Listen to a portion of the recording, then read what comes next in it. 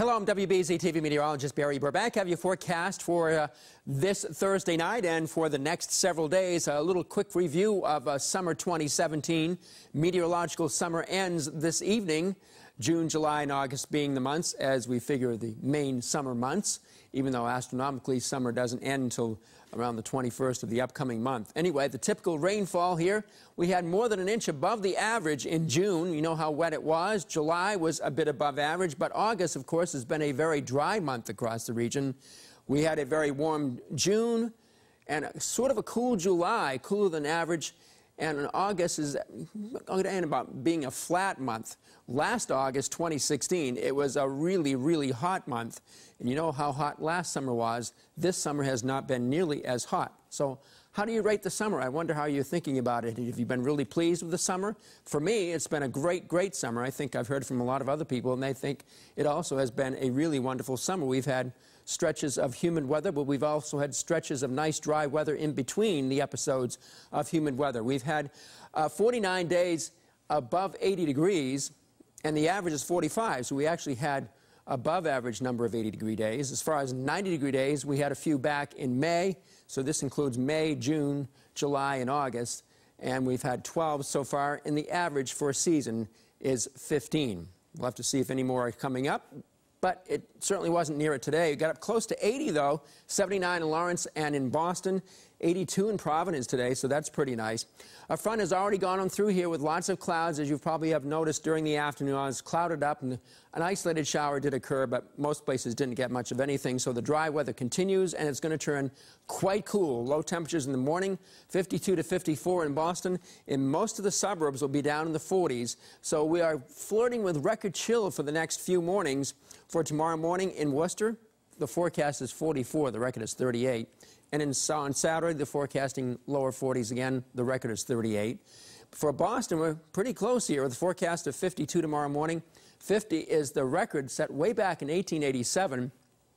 And for Saturday, it might even be closer. The record is 49, set back to 1967, and it could be again be close to 50 to 51 or so degrees Saturday morning. So tomorrow's high should be in the mid to upper 60s, 65 to 68. And it's going to be cool at the beaches, but there'll be plenty of sunshine.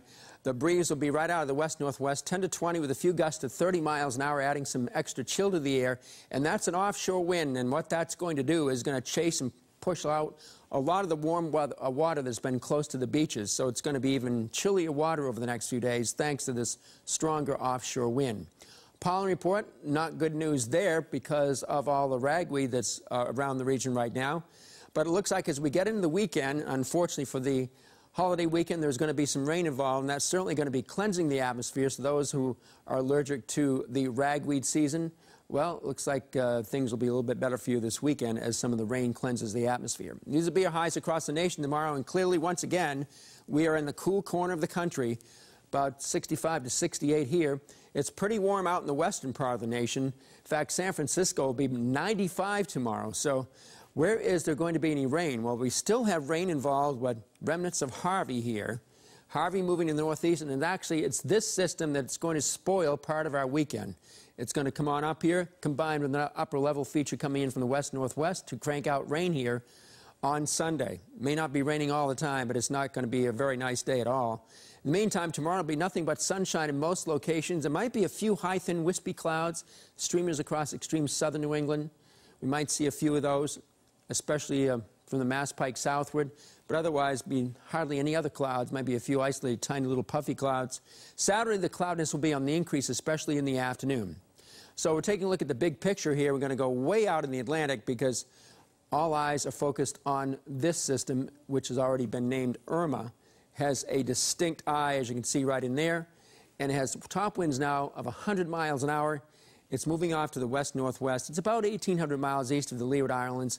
It's going to continue to intensify and likely become a Category 4 storm as we go through time here. Cat 4 storm as it's approaching the Windward and Leeward Islands along about Tuesday.